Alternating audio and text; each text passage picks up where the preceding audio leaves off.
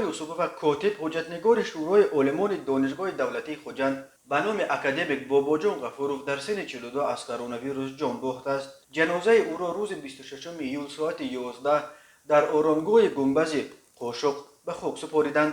فریدون هادیبایف یکی از همکاران مرحوم در تایید این خبر به خبرگزاری روسی اسپوتنیک تاجیکستان گفته است مرحبا یوسفوف چند روز آخر در بیمارستان کسلی‌های سراحتی شهر خوجند با ویروس کرونا دست به گریبان بود ولی صبح 26 ایول جان داده است. چند ساعت پیش به ما خبر دادند که مرحبا خان یوسفوف بندگی کردند. از شنیدن این خبر حیرت زده شدیم. روانشان شاد بود.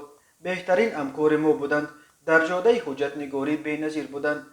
گفته است فریدون هادیبایف. یوسفوف و مرحبا یونسوف سال 1979 در شهر خوجند تولد شده.